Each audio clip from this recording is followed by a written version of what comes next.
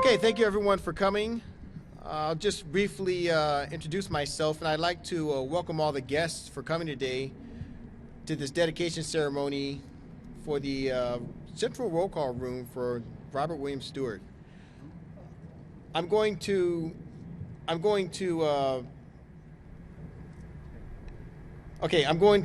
ahead and get started with the program here, and obviously.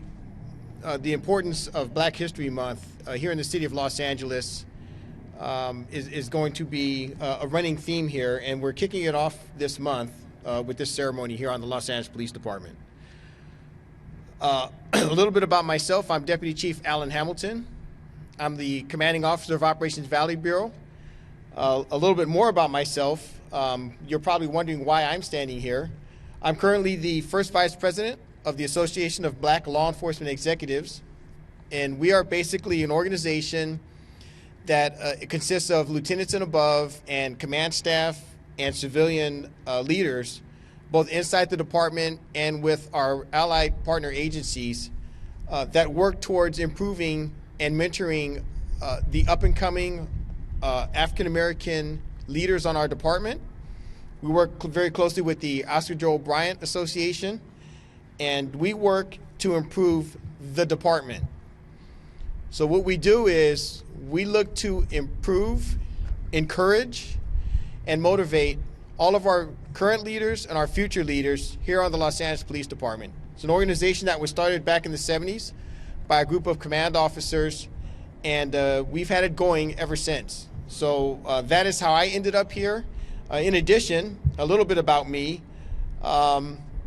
I'm LA born and raised. I was born in South Central Los Angeles. I apologize for all of you out there that have gone to Crenshaw, Dorsey Dons, and the Crenshaw Cougars. I'm an Inglewood Sentinel, so I'm sorry. But born and raised in LA schools until I went to Inglewood, and came up through the city of Los Angeles, went to school here, joined the department, and I've been on the department now for almost 32 years. So I'm just getting started. Looking forward to continuing my role in ABLE and helping to not only promote and assist our African American leadership, but all of the leadership throughout this department and make this a better department. So I want to also give special thanks to our esteemed guests here. Of course, we have Chief of Police Michael Moore. We have Deputy Chief Joe Woodyard, I believe, is in the crowd, and we have Deputy Chief Amada Tingarides up here with me. We have Captain Stacy Spell, Captain Aaron McCraney, who is our Recruitment and Employment Division Commanding Officer. We're hiring. We have Captain Elaine Morales, who is the Commanding Officer of Central Division. I think I saw her walking around out here somewhere. Yes. And we have Commander Al Neal, I believe, is here as well. All right. And we also have up here to my left, Councilmember Curran Price, who will be providing comments, as well as Chief John Thomas, USC Department of Public Safety, recently liberated and retired, who I speak to frequently and give a hard time all the time about his new retired status. And we have Michael Lawson, who is going to provide some information regarding what's going on as well. And we also have Mike Davison, who is going to provide a historical perspective and some of the research that he's been doing in regards to the life and the times and the history of Robert William Stewart. So with that being said, I'd also like to recognize Sergeant 2, Jody Steiger. I believe he's here as well. He is the president right now of the Oscar Joel Bryant Foundation, and he is my counterpart in making sure that the rank and file of the Los Angeles Police Department, our African-American officers, leadership, etc., are also being helped out in the process and working very hard to make this department a better place, not only for African-American sworn and civilian employees, but overall in improving the leadership of the department. So without further ado, I'm going to hand the mic over and get this thing going. I think you've heard enough about me. I'm going to ask Councilmember Price to come up and say a few words. Councilmember? Thank you, Deputy Chief. Really appreciate the introduction. To our women and men in blue and special guests, I just want to say good afternoon. And I also want to thank Chief Moore, special thanks, for inviting me to this important event during Black History Month. Let me just acknowledge and commend Chief Moore's commitment to increasing diversity and making the force more representative of the city's population. And I understand he's not through yet. We still got some work to do, but Chief, we appreciate your efforts. And also, let me just say, Chief, that we really appreciated your touching and inspiring remarks this morning at the service for Fernando Arroyos. It was difficult for all, but I think you helped set the tone. And then finally, let me just thank the men and women and you who have, in and out of uniform, who took an oath to protect and serve our city. You know, especially my district, District 9, throughout the course of this pandemic. It's been real tough for all of us.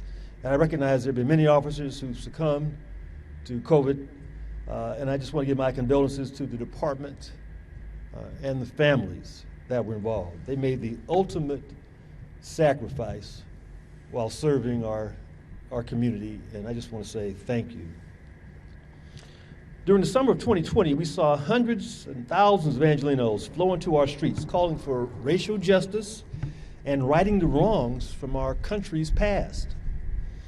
The Board of Police Commissioners and the LAPD did their part, and in 2021 took steps to reinstate and then retire Officer Robert William Stewart, the force's first black officer in the city's history, and that is significant. My colleagues and I reaffirmed the board's decision when we passed a resolution to rename LAPD's Central Area Roll Call Room after Officer Stewart.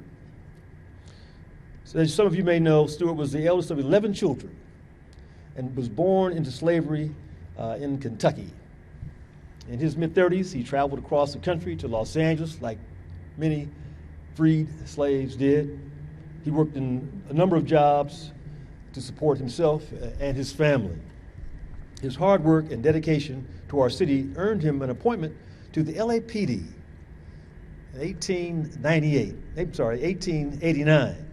He was literally the Jackie Robinson, the Jackie Robinson of the police department, and served with honor as a police officer. Not surprisingly, though, as an officer, he faced constant harassment from residents and from colleagues. Let's just be honest. It was not an easy matter.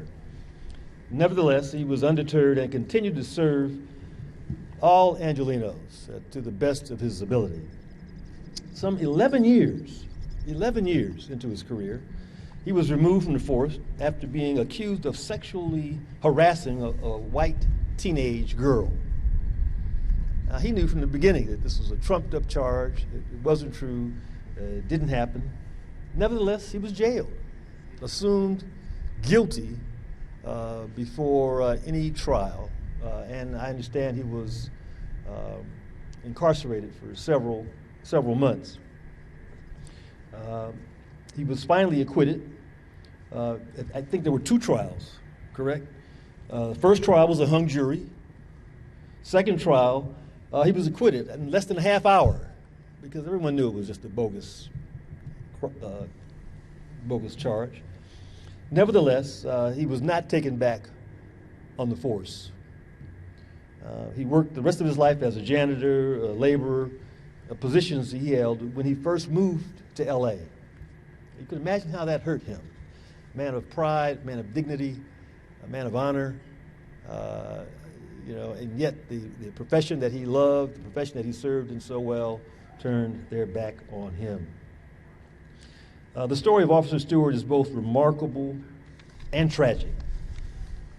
Remarkable because he was able to break the color barrier with the LAPD, but tragic because he was accused of something he did not do, just because of the color of his skin.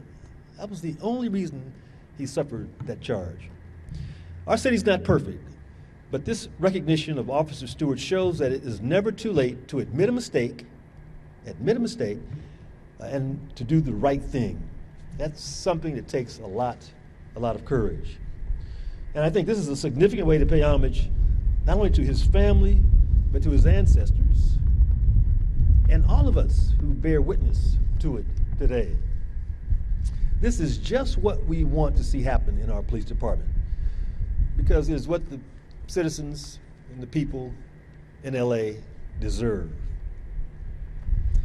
Again, in the name of Robert William Stewart, I want to thank you for your service to our city.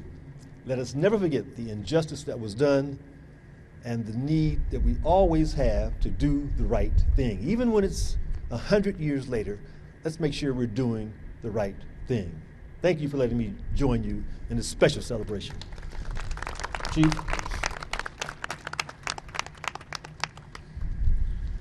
Councilmember, thank you very much for being here and also your continued support of our men and women, and for all of Los Angeles, your service on the council.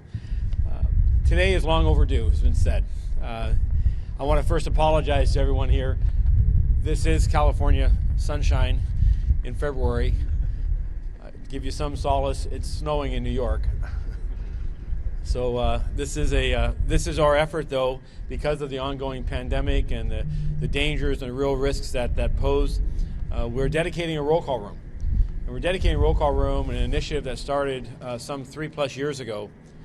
And it's taken us some time to organize it, but it's taken us even more time in order to get the time and place where we could have a room downstairs where you could see it, you could see the plaque and be a part of that. And we've envisioned that occurring. Just 6 months ago, we'd hoped that was something that was going to happen, and then we saw the Omicron variant come on as strong as it has.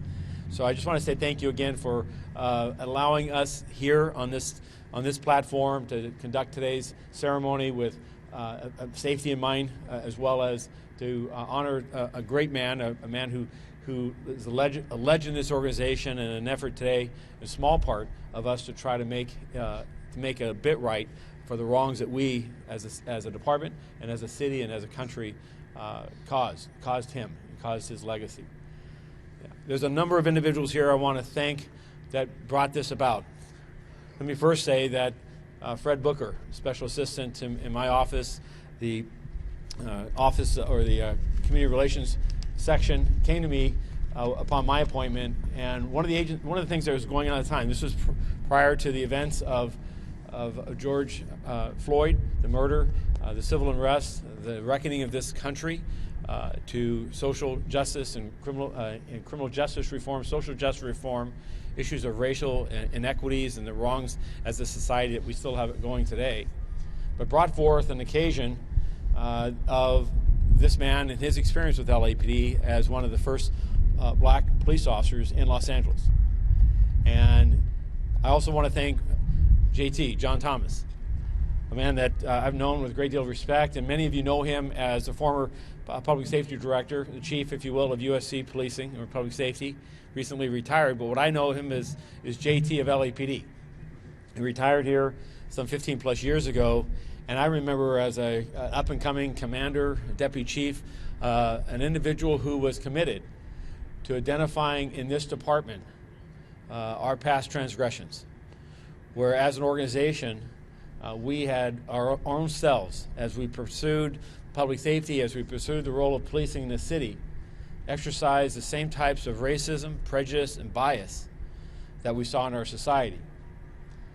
And while historically as an organization we'd often argue about that and justify it or explain it away, he was a person that was really, in my history, one of the first to approach it in a manner that was built on facts, built on research, built on not just anecdotal stories, but a documentation to correct history that was written by someone else, and perhaps someone else with different motives and means of smoothing things over. which we have a tendency in this country and across as a human existence to do. It wouldn't have been possible without people such as Mike Davison, though, as well as the Historical Society, the Los Angeles Police Historical Society, because it was their hard work and energy with JT's commitment, Fred's knowledge, that allowed us to do, again, the due diligence. For those of you that aren't aware, and I think a number of the media outlets that are here today, this department particularly is blessed with an asset that is so sorely missing in American policing. And that is a place and a location in which to store, archive, and show and represent our history. Our Historical Society is in the former Northeast Police Station on York Boulevard in the northeast part of the city here. And at that location, not just a very popular location for filming, but it's a historical society that was established in the mid-1990s and is there today with a long-term lease and the support of our city council and our elected officials. It is a place in which we can, in fact, store our artifacts and tell our story of policing for more than 150 years. And it is also a historical society made up of both donors but also people who have a dedicated interest in making sure that our stories are not fable, they're not folklore, but they're rooted in the truth, blemishes, warts, and all. Because while this department has some of the finest moments and has set the tone for policing across the world, we have also created some of the darkest moments in American policing. And we have fallen short or fallen prey to going along with the status quo, whatever that was at the time.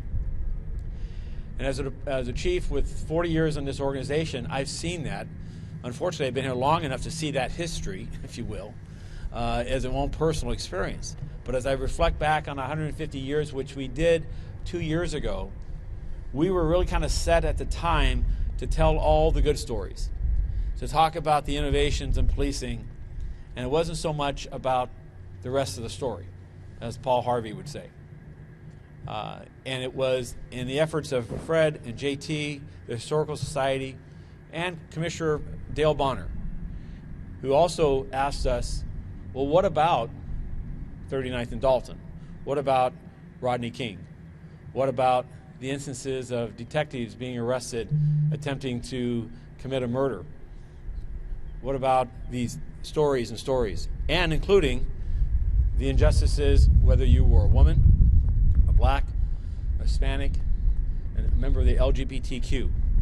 Times in which, as an organization, we would not allow officers to walk in a parade because it was going to recognize and honor and demonstrate solidarity with an LGBT community.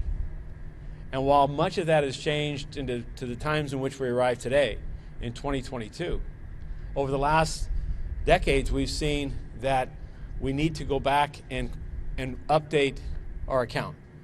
And the reason for me on that is so important is because we continue to hire people from our community, men and women that are dedicated to a life of service, but they may not know our history. And they're subject to thinking that, well, we pretty much got it right today. Every generation has thought that. And every generation, over time, learns that it carries its own demons, its own shortfalls.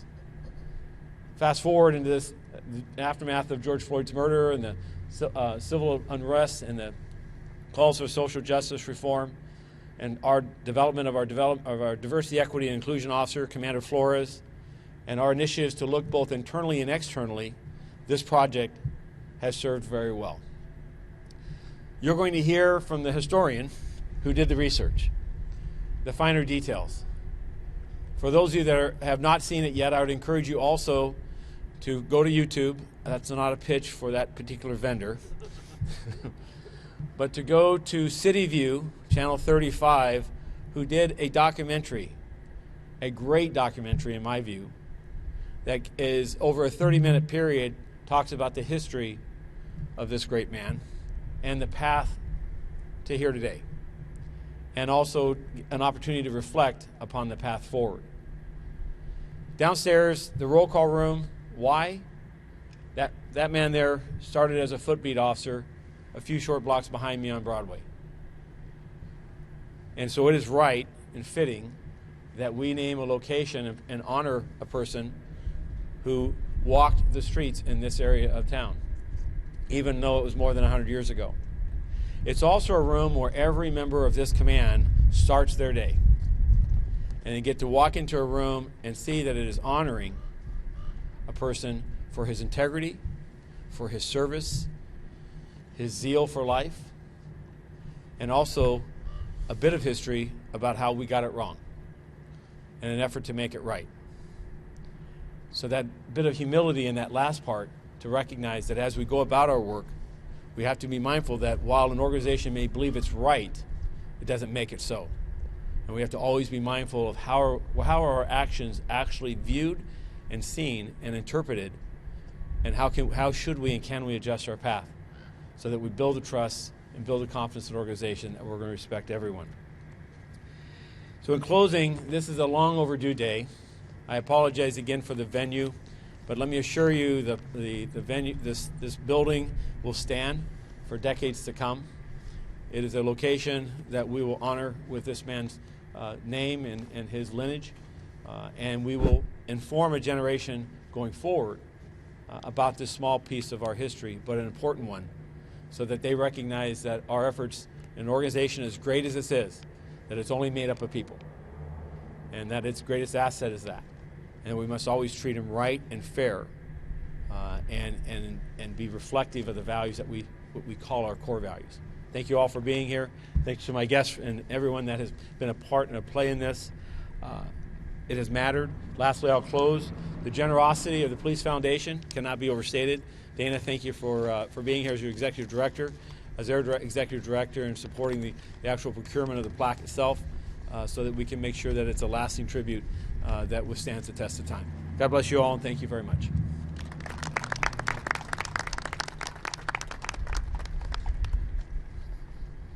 Thank you for those very kind and generous words, Chief Moore. I would be remiss if I didn't include some of our other command staff that are out in the audience here. We have Captain Steve Ruiz, who's out here to join us today. Captain Lanier Childs Graves, who is also out here to join us today. And you're going to have to stand up. Former Deputy Chief Phil Tingerides. Yeah, there's no hiding from me. So we're going to get into kind of the meat of this now, and I'm going to bring up two people that I work very closely with in making sure that, the historical accuracy of these events are correctly recorded. So I'm first going to bring up my friend. I refer to him as JT, so I apologize, but someone that is deeply and intimately familiar with the African American history of the Los Angeles Police Department and of this city. Someone that has provided countless hundreds of hours to making sure that we get the facts right and we know our history and that we own our history, both the good and the bad. Someone that I call a friend, someone that I've gone to for mentorship in the past, someone that has provided sound advice to me in my career, and someone that is a very proud former Los Angeles police officer. And still a reserve. And we're still hiring reserves. JT, come on up. Thanks, Alan. And since you represented your high school, I'm going to represent Crenshaw High School. So, one, this is indeed long overdue, but justice is never too late to happen. And as I stand here, as Chief Moore mentioned, blocks away where a great injustice occurred, we also have to look at the fact that during that great migration of African Americans out of the South, out of enslavement, Robert William Stewart came to Los Angeles. And when you think about why Los Angeles and the opportunities that W.E.B. Du Bois often talked about during that period following in the early 20s, for black people, it was a great place for opportunities. And when I think about his trials and the tribulations that occurred after he was falsely arrested, after he was accused, after he was jailed, I think about what he must have thought about in that jail cell. Because most of us know that those type of injustices in the South led to you being lynched. There would be no trial. There would be nothing akin to redress. But I also look at the fact that he was the first. He was the first. And when I say he was the first and opened the door for legions of African Americans like myself and like every one of you that are African American, but it also transcends race, because diversity matters. Diversity when it comes to race, when it comes to gender, when it comes to sexual orientation, those things matter. And he was the first. And make no doubt about it, since 1889, there's never been a period in the Los Angeles Police Department when there was not anyone that looked like him, that looked like me, and looked like so many of us. As representatives of the African American communities that always existed in the city of LA since its founding, we were an intricate part of developing the relationship for whatever it was to be. So I look at his legacy. I'm a proud part of his legacy. But every one of you that wear a badge, the one thing we had in common, and we have in common, is we're Los Angeles police officers, regardless of our colors, regardless of our genders, or any of those other things. And we stood for the same thing he joined the Los Angeles Police Department for. And I think about how much better the department would have been if justice would have been served, if after he was released from custody, he was able to come back to the department. And even though that terrible thing happened, he wanted to come back. He wanted to come back. And I truly believe that had he come back, there would not have been the bitterness in his heart, but America would have actually worked the way it was supposed to work. Democracy, for which we all stand and swear to as an oath, would have had the meaning that it had, because that would have symbolized for him that despite being born enslaved, despite all of the obstacles, despite his skin color, democracy worked. So I thank Mike Moore for doing this from the moment I told him about this injustice, and I never will forget, without hesitation, he said, JT, we got to fix this. And probably the most important person that I have to thank for this, because this was not my research. I've done research on the history of black officers, but I kept running into a stone wall with Robert William Stewart. And this man here, Mike Davison, extremely thorough in his research. He even has where Robert William Stewart lived. We owe him a debt of gratitude for restoring and bringing to light our history. So please, I ask you give him a round of applause.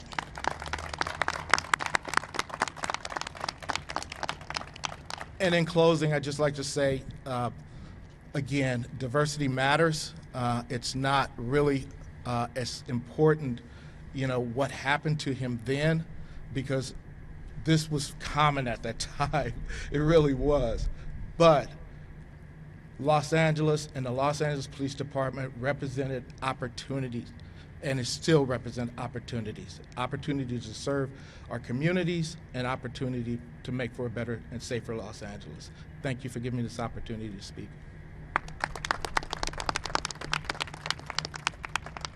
Thank you, Chief. And lastly, I'm going to bring up the person that has really spent countless hours digging through the California Eagle, digging through other publications, periodicals, and other available information to get the facts right, to truly honor the legacy and honor the man that Robert William Stewart is and was. Mike, would you like to come up and say a few words? Thank you, Deputy Chief Hamilton, and Chief Moore, Councilmember Price, JT.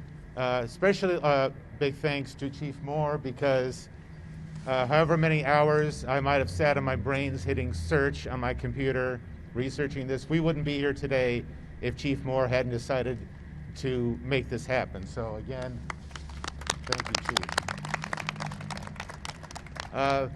And it's also, as Chief Moore said, it's appropriate that we're here at this location. For the last 36 years of Robert Stewart's life, he lived on Cirrus Avenue, just a few blocks east of here, between 7th and 8th. So this was his neighborhood.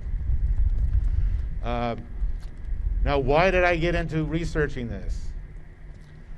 I was doing the research on an old Los Angeles City Hall building. Not that one over there that we still have, not the one before that, but the one before that, used in the 1880s and 90s, which was also LAPD headquarters at the time. So I looked and, well, let me see what happened with the LAPD while they were in this building. They got their first matron, they got their first patrol wagon, and they got their first black officer. His name was Robert William Stewart.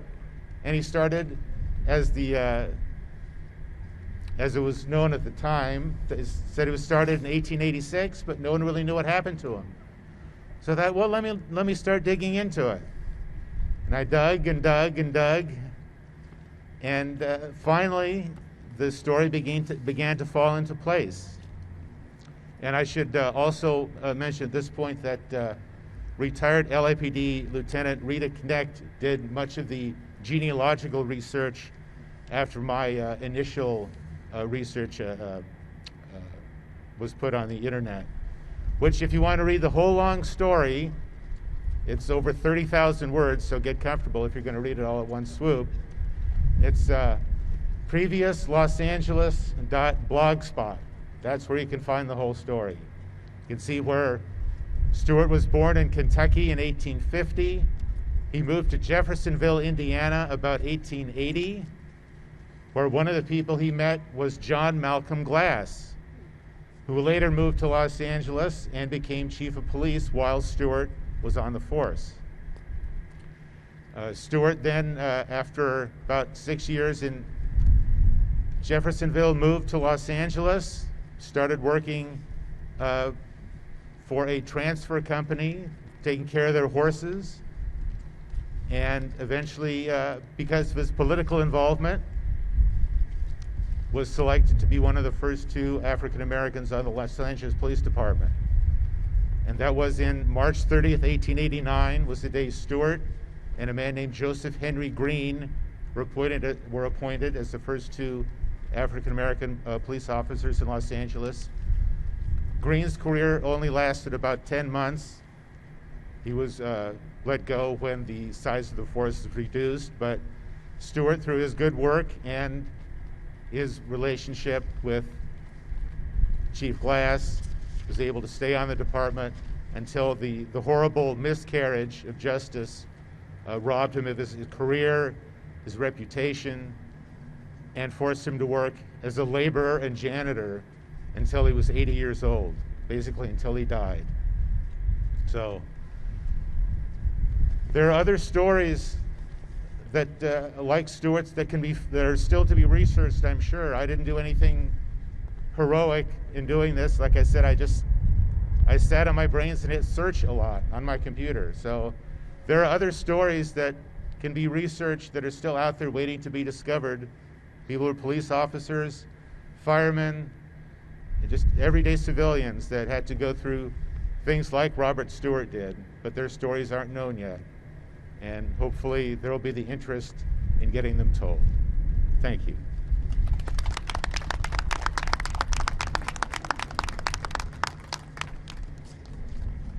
Thank you very much, Mike. So in closing, I would like to point out once again, as Chief Moore did, the role that the LA Police Historical Society and the LA Police Museum has played in this endeavor. And I would like to direct everyone to Officer Dylan Wells over here, who's over here by the display. And they have, he has the ability to answer any questions you may have about historical artifacts for that time period or any time period. And he can answer any questions you may have regarding the exhibit or Robert William Stewart's history in terms of the museum. With that, that's going to complete this brief ceremony I'd like to once again thank our guests for coming out today. If there are any media questions, we'll be happy to answer those up here.